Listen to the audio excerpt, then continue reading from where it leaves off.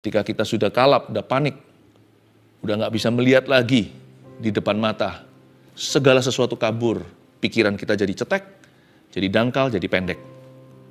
Saya ingin memberitahu kepada Anda, Yesus datang ke dunia, salah satu berkat terbesar yang Yesus bawa adalah sebuah nama, Immanuel, artinya I am with you, artinya aku beserta denganmu. Kalau Tuhan menyertai kita itu ya, di dalamnya termasuk, sudah terhitung di dalam itu, berkat-berkat yang tidak bisa disebutkan satu persatu.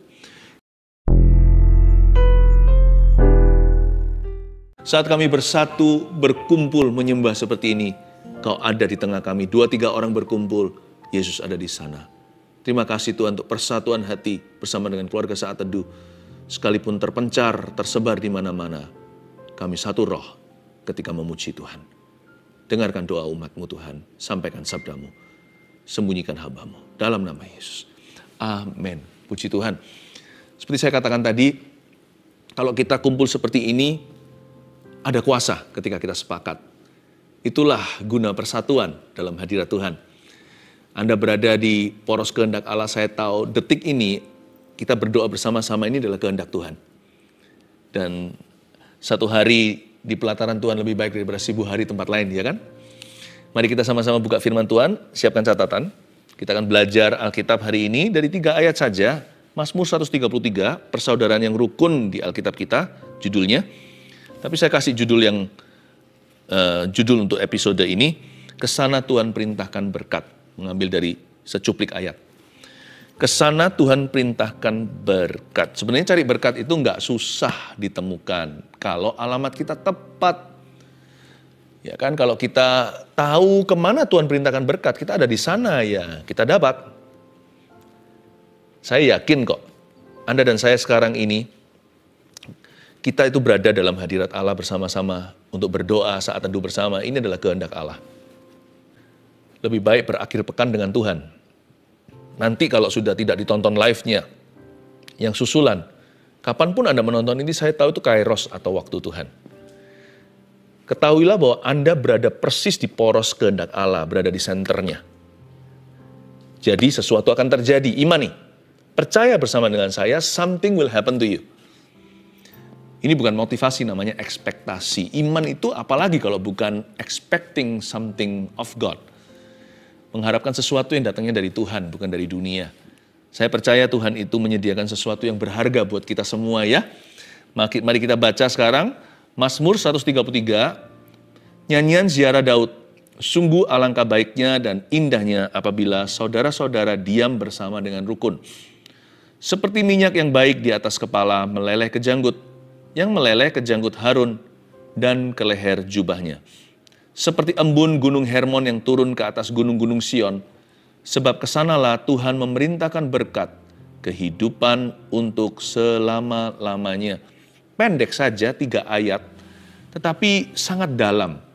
Dimulai dengan suatu kalimat nyanyian ziarah Daud, ini Daud yang buat. Sebenarnya Mazmur 133 ini adalah Mazmur Hebron. Ketika Daud masih di situ, dia masih berusaha mempersatukan seluruh bangsa Israel sejak zaman hakim-hakim dan Raja Saul yang memecah belahkan. Jadi Daud belum sukses ini ceritanya untuk mempersatukan dari Sabang sampai Merauke-nya Israel waktu itu. Suku-suku Israel masih saling berantem, masih saling berlawanan. Mereka belum akur, mereka belum sehati, belum setuju, apalagi sepakat. Saya bersyukur untuk keluarga Saat Teduh. Karena setiap kali kita berkumpul seperti ini, kenapa ada berkat korporat? Ada urapan bersama yang bisa dinikmati oleh individu lepas individu. Itu karena kita sama-sama menghampiri tata Allah. Bukankah Yesus berkata 2-3 orang berkumpul, dia ada di sana?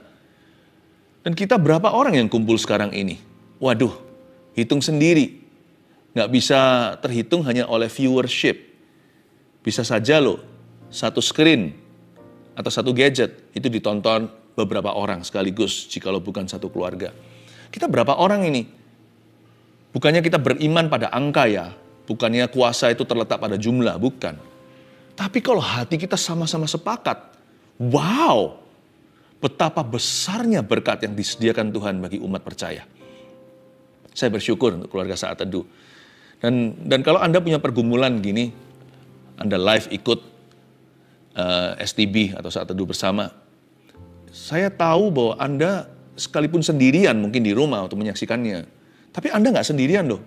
Bukan hanya Roh Kudus ada di situ, tapi seluruh saudara seiman bersama denganmu dalam hadirat Allah.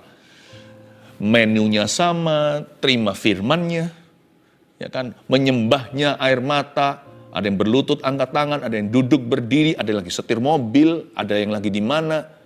Anda di rumah sakit aja sebelum terjadi pembesukan, Anda sudah dibesuk oleh kehadiran Tuhan dan juga kehadiran umat-Nya yang bersama-sama dengan Anda saat ini sedang menyembah dan dengar firman Allah, sedang doa. Live chat-nya pun masuk di komentar, doakan ini, doakan itu. Lalu tim kami di balik layar. Wow, itu adalah dimensi kerajaan Tuhan. We are family, kita keluarga. Makanya dikatakan di ayat 1, sungguh alangkah baiknya dan indahnya. There is power in agreement, ya kan? The place of agreement is the place of power. Tempat sepakat adalah tempat kuasa, tempat sepakat adalah tempat berkat. Sungguh alangkah baiknya. How wonderful, how beautiful, alangkah indahnya. Apabila saudara-saudara diam bersama dengan rukun. Kita butuh atau perlu, kita membutuhkan saudara seiman. Kita nggak bisa sendirian, saya juga nggak bisa bertumbuh sendiri. Saya memerlukan keluarga rohani. Lebih dari sekedar sebuah komunitas iman.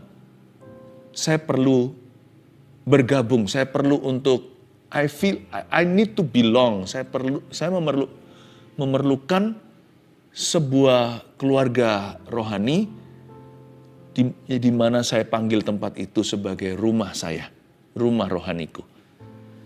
Saya bersyukur. Saya bicara begini, menjelaskan demikian dengan tujuan supaya tidak ada satupun di antara Anda merasa lonely lagi. Karena perasaan sendirian itu bahaya loh. Bisa disilusi.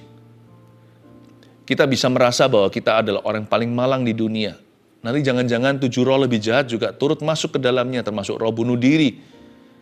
Ketika kita sudah kalap, udah panik, udah gak bisa melihat lagi di depan mata.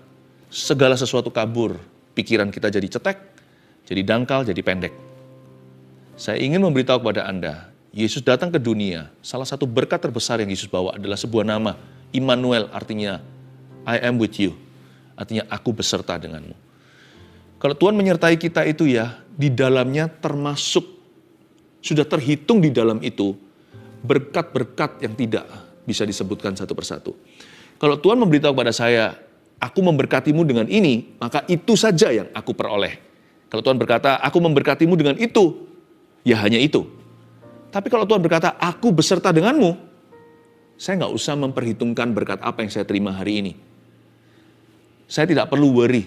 Kalau Tuhan berjalan dengan aku, segala sesuatu Dia sediakan. Dia pasti tolong saya ketika saya memerlukan. Dia tidak akan tinggalkan. Berkat terbesar yang kita bisa dapatkan adalah hadirat Tuhan. Kalau kita punya itu, kalau Tuhan berjalan bersama dengan dirimu dan diriku, udahlah, nggak usah bawa perbekalan.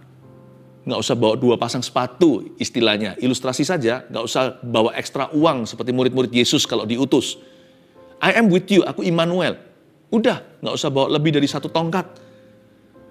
Nggak usah ngepak barang terlalu berlebihan. Dimanapun kau berada, pekerja mendapat upahnya. Aku menyertaimu, aku Yehovah Jireh, aku yang menyediakan. Kalau Tuhan berjalan dengan Anda, segala sesuatu indah pada waktunya.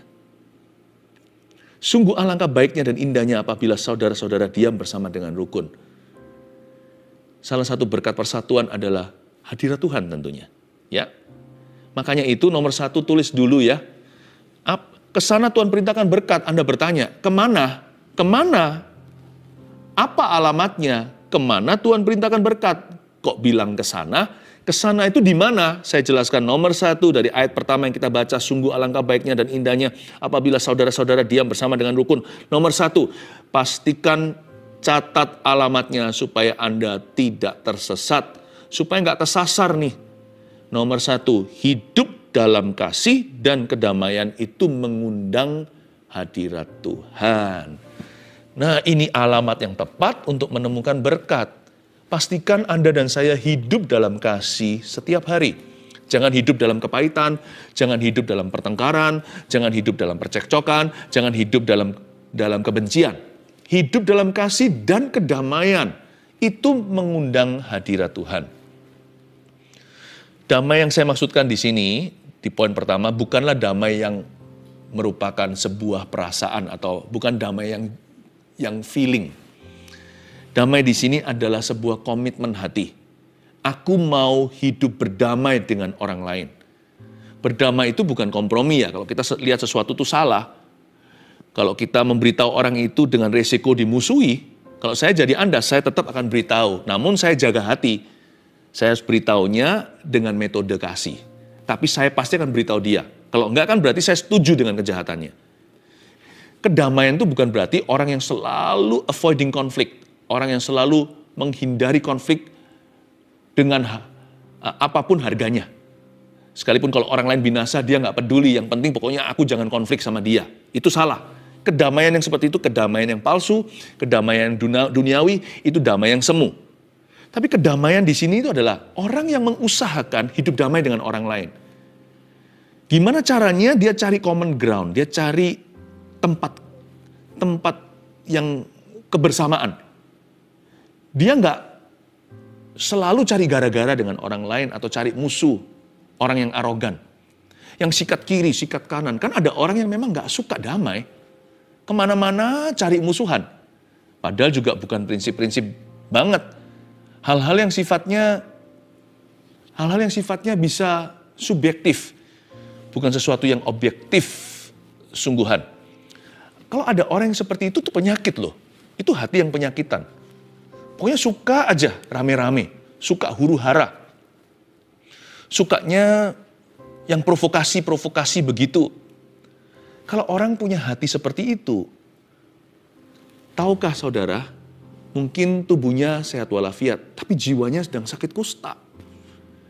Bagaimana Tuhan bisa berjalan dengan orang demikian, sedangkan firman Tuhan berkata dengan jelas bahwa orang yang cinta damai disebut sebagai anak-anak Allah. Mereka yang mengusahakan damai, orang-orang yang begini loh, aku sekalipun kurang merasa cocok dengan orang itu, aku akan cari apa yang positif dari dia untuk saya rayakan. Atau sekalipun aku nggak nyambung sama dia, saya akan cari jembatannya. Atau sebuah keadaan, kita selalu dari sisi yang mengejar solusi, bukan menambah problema. Selalu mengusahakan penyelesaian. Bukan orang yang suka lama-lama dalam problema atau masalah dengan sesama. Malah kepahitan. Malah setelah itu dibawa-bawa dalam batinnya. Lalu membenci. Lalu berbuat sesuatu yang merugikan. Bukan orang yang seperti itu. Orang yang matanya tertuju pada penyelesaian. Pada solusi. Dia bukan bagian problemanya. Dia ingin menjadi bagian daripada penyelesaian. Orang seperti ini mengundang hadirat Allah. Hidup dalam kasih dan kedamaian. Makanya cintailah damai. Ya, dan juga suami istri jangan cekcok melulu. Gimana keuangannya bisa diberkati? Kalau suami istri nggak pernah sepakat, itu seperti kirbat anggur lama yang diisi anggur baru, pasti akhirnya bocor semua. Saya bukan hanya bicara tentang berkat materi. Yang lebih ngeri adalah bagaimana anaknya bisa bertumbuh dewasa dan bisa punya gambar diri yang sehat. Bagaimana anaknya bisa menjadi orang-orang yang confident, nggak nakal, menjadi orang yang percaya diri, orang yang bisa membawa diri, bukan sebagai anak yang kurang didikan. Gimana anaknya itu bisa punya rasa aman di dalam dirinya. Kalau rumah tangganya itu selalu diisi dengan teriak-teriak dari papa mama. Suami istri, berhentilah cekcok apalagi di depan anak-anaknya. Jangan berantem melulu. How can your family be blessed? Kalau orang hidup terus dalam pertengkaran, dia bukan mengundang hadirat Tuhan. Mengundang roh jahat, iya. Sebuah pesan profetik untuk Anda. Saya rasa ini menemplak seseorang dengan kasih. Terutama pasangan suami istri yang suka selalu bersilat kata. Suka bantah-bantahan. Suka perang. Hati-hati loh ya. Jangan-jangan Anda membuka lebar pintu rumah Anda terhadap kutuk-kutuk, terhadap roh-roh jahat di udara. Jangan-jangan anak Anda nanti akan dikorbankan oleh karena keegoisan Anda. Ayo cepat ditutup pintu itu, Tuhan berniat memberkatimu. Tapi alamatnya harus tepat, hidup dalam kasih. Apa susahnya ngalah? Udahlah gitu aja, nggak prinsip-prinsip. Nggak perlu dikit-dikit curhat, nggak perlu dikit-dikit melampiaskan. Nggak sukanya di mana. Bukankah Alkitab berkata di Amsal, orang yang gampang sekali menceritakan kekesalan hatinya, orang itu disebut orang yang bodoh. Bukan berarti kita pura-pura juga enggak. Seharusnya dari 100 masalah kita itu 75 diantaranya selesai sendiri di hati kita. 25 yang lainnya itu butuh konfrontasi dengan kasih, butuh komunikasi. Tapi 75 itu seharusnya selesai sendiri. Prejudisme, diskriminasi, perasaan keki atau perasaan perasaan kesel itu, perasaan nggak terima, gengsi, egonya kena sindir atau egonya kena iris. Harusnya gitu-gitu selesai sendiri kalau kita itu punya maturity atau kedewasaan rohani. Udahlah, apa susahnya ngalah sih? Apa susahnya kalau kita bilang I'm sorry? Apa susahnya untuk berkata you were right? Iya, ternyata kamu benar. Udahlah. Pahalanya lebih besar. Hadirat Tuhan di dalam rumah. Ada peace at home, ada damai sejahtera. Kita lihat ayat kedua sekarang.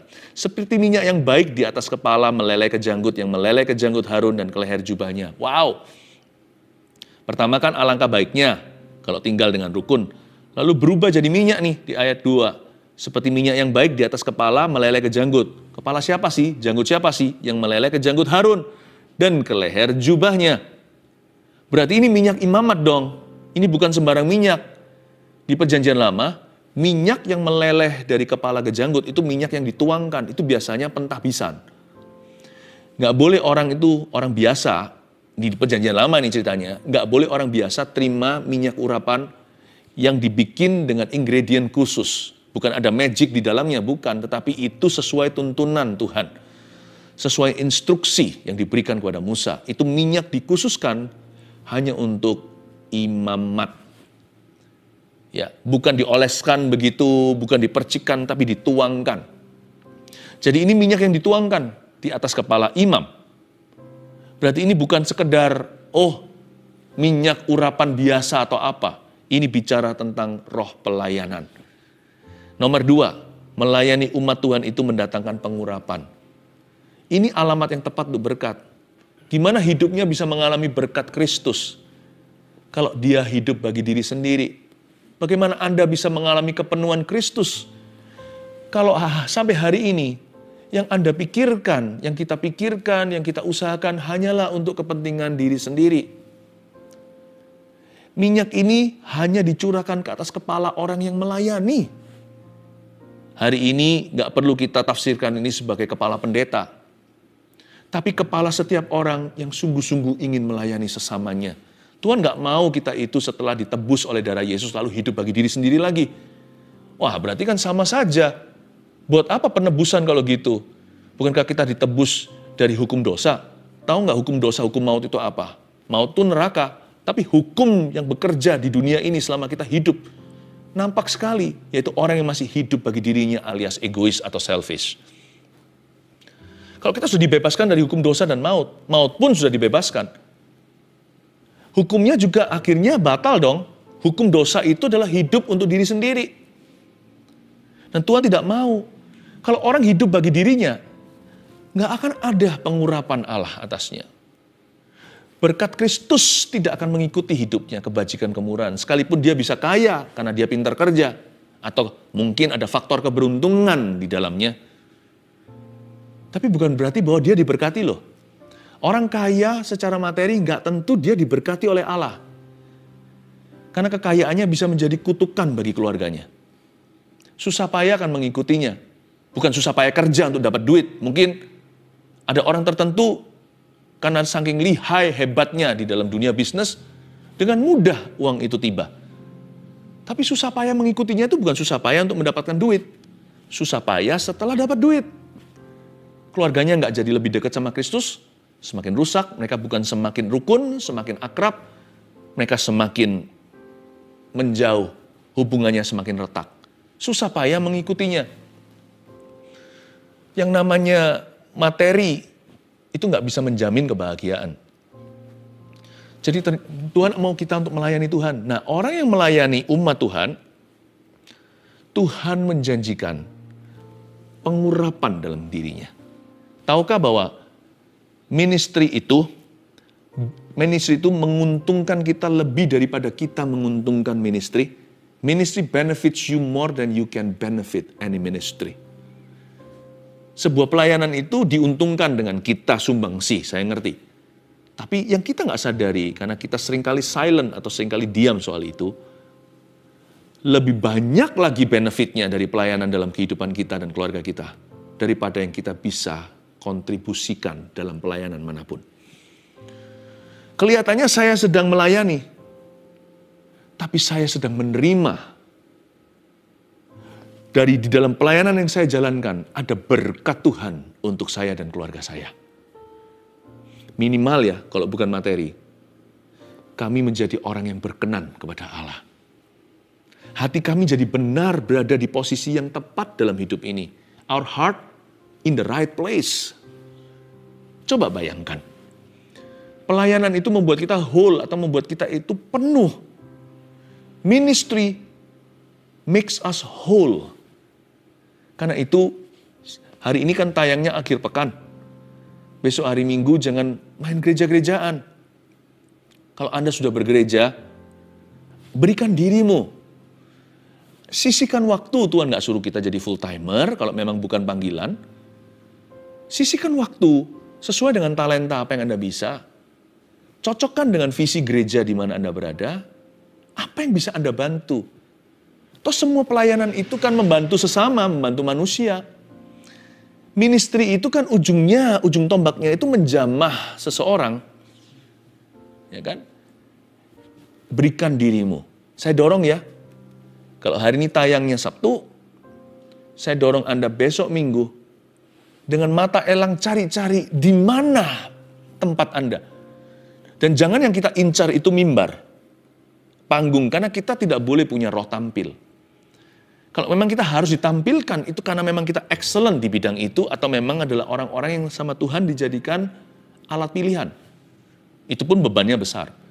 Tapi kalau Anda mau melihat di mana tempatmu, carilah kebutuhan yang paling sederhana, isilah, berilah dirimu. Nggak peduli Anda dan saya, mungkin Anda adalah orang yang sangat berstatus di dunia ini, nggak peduli status ekonomi, status sosial Anda.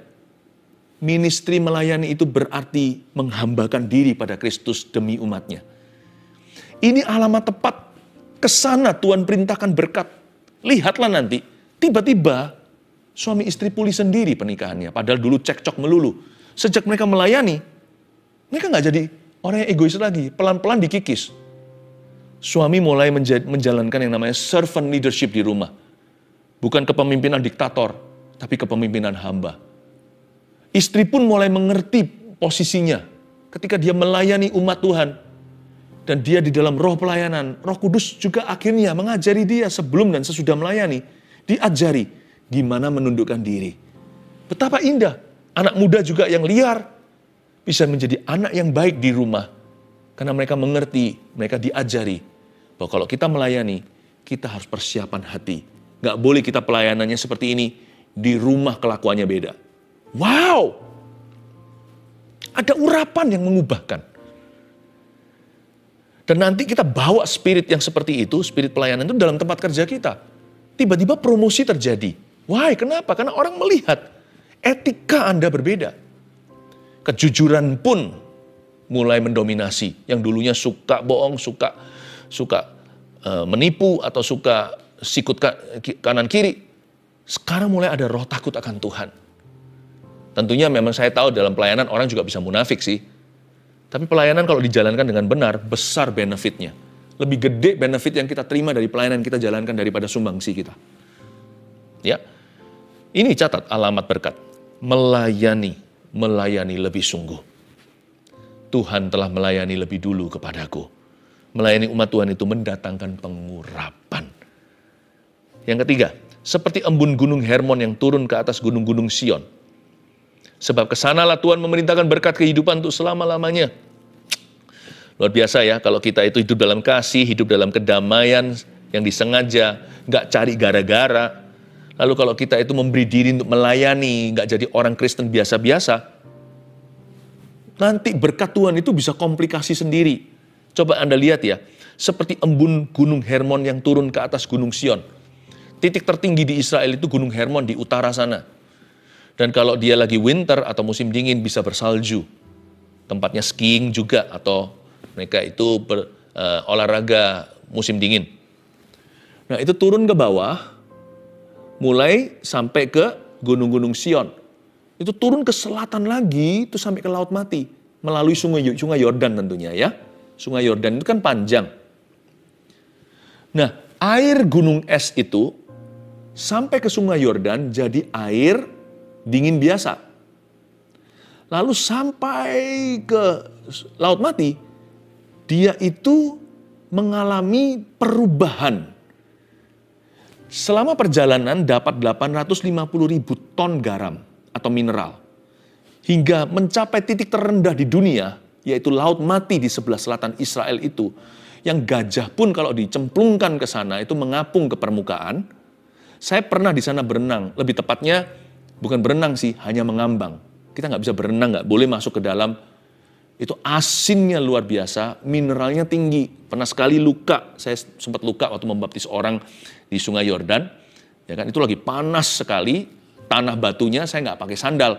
Pecah tanpa saya sadari, ternyata kaki saya, jempol kaki saya itu ada goresannya, retak, kena matahari.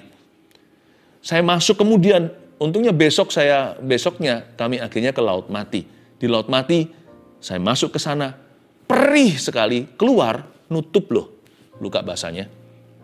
Karena mineralnya tinggi, punya nilai terapi. Itu luar biasa, ada healing virtue di dalamnya. Bukan supranatural, itu alami, scientifically. Nah, kok bisa ya? Di atas sana itu air es, sampai bawah air mineral. Di atas sana airnya di gunung. Air biasa. Anda jangan coba sekali-kali jalan di atasnya. Anda bukan Yesus, bisa tenggelam. Tetapi sampai di bawah, mobil tank pun kita lempar ke situ, mungkin saya berlebihan, itu bisa mengambang. Kok bisa ya? Komplikasi loh, berkat tak terduga. Dengan kata lain di ayat 3 ini. Kalau kita hidup dalam damai, dalam kedamaian, dalam kasih dan dalam kedamaian yang kita sengaja, kita melayani lebih sungguh. Nanti ya, ada banyak berkat yang Tuhan berikan. Dia perintahkan ke dalam hidupmu itu berkat yang tidak terduga, yang nggak bisa ditiru, nggak bisa diulangi lagi oleh orang lain. Satu-satunya untuk Anda dan keluarga Anda. Komplikasi indah. Nomor 3, berkat yang Tuhan perintahkan itu lengkap dan tahan lama. Makanya disebut di sini sebab kesanalah Tuhan memerintahkan apa? Berkat. Lalu kehidupan untuk selama-lamanya. Sudah berkat kehidupan lagi. Untuk selama-lamanya lagi. Apa maksudnya? Pokoknya, kalau Tuhan melihat Anda hidup konsisten dalam kasih, hidup dalam kedamaian, melayani lebih sungguh, berkat yang Tuhan berikan karena Dia perintahkan ke dalam hidupmu adalah berkat yang lengkap, susah payah tidak mengikutinya, berkat yang penuh. Saya nggak bicara tentang otomatis kita itu akan diperkaya secara materi apa, bukan. But God knows what you need. Tuhan tahu apa yang Anda butuhkan. Bahkan Tuhan juga mempertimbangkan apa yang menjadi keinginan. Allahku akan mencukupkan dalam kemuliaannya dalam Kristus Yesus. Berkat yang Tuhan perintahkan itu lengkap. Nggak hanya lengkap, kehidupan untuk selama-lamanya, tahan lama. Ditutup backdoor-nya atau pintu belakang itu ditutup erat-erat. Berkat yang tiada kebocoran, yang bisa menjadi perjanjian turun-temurun ala Abraham, Ishak dan Yakub. Covenantal blessings. Bukan hanya berkat yang hit and run, tabrak dan lari, berkat sekali-kali. Tapi apapun yang Tuhan kasih dalam hidupmu ya, kalau itu keluar dari hidup dalam kasih dan damai, kalau itu keluar dari roh pelayanan yang sungguh-sungguh, lihat ya, apapun yang Tuhan berikan, itu nggak gampang menguap. Baik itu materi kayak atau bukan, nggak gampang lenyap. Berkat yang Tuhan kasih itu, kehidupan untuk selama-lamanya. Apapun yang Tuhan berikan pada Anda, sekalipun itu adalah berkat sementara di dunia, itu pun nggak gampang meninggalkan keluargamu. Itu bisa turun-temurun menjadi berkat perjanjian. ala Abraham, Ishak, dan Yakub. Nggak seperti orang-orang dunia, cepat dapat, cepat lenyap. Tetapi anak-anak Tuhan, sekali dia dapat, talenta itu berkembang dari 1 menjadi 2, 2 menjadi 5, 5 menjadi 10. Karena Tuhan kalau memberikan berkat kepada kita itu sifatnya permanen, materi atau bukan. Makanya itu kalau Tuhan memberkati ayahnya, nanti lihat, ayah ibu itu kalau hidup dalam damai, yang diusahakan, cari solusi, penyelesaian, belajar untuk berkorban, belajar untuk memikul salib pribadinya supaya orang lain jangan pikul salibnya. Nanti lihat ya, anak-anaknya ke bawah, bukan hanya mereka yang diberkati, anak-anak mereka adalah keturunan yang diberkati. Semakin turun, semakin menjadi-jadi. Papanya pintar bisnis, tiba-tiba dari anaknya nanti muncul yang lebih pintar dari papanya. Atau bisa pintar hal-hal lain yang papa mamanya pun nggak punya bakat. Kadang-kadang semua orang jadi kaget, kakek neneknya pun bisa tidak mengerti. Loh kok bisa? Siapa di keluarga kita? Di pohon kehidupan, pohon keluarga, family ini, yang bisa, yang punya bakat demikian. Nggak ada. Tiba-tiba anak Anda, korsleting sendiri oleh karena sorga. Bisa punya keahlian yang luar biasa. Hampir-hampir ajaib di dalam keluarga Anda. Karena tidak ada orang yang pernah berbakat demikian sejak Adam dan Hawa di dalam family tree-mu. Komplikasi itu luar biasa nanti. Karena Tuhan berkata, berkat yang Tuhan perintahkan itu turun-temurun. Kehidupan untuk selama-lamanya. Amin. Ya, saya ulang lagi, ke sana Tuhan perintahkan berkat kemana aja? Terapkan ini dalam hidupmu. 1, hidup dalam kasih dan kedamaian itu mengundang hadirat Tuhan. 2, melayani umat Tuhan itu mendatangkan pengurapan. 3, berkat yang Tuhan perintahkan itu lengkap dan tahan lama. Haleluya.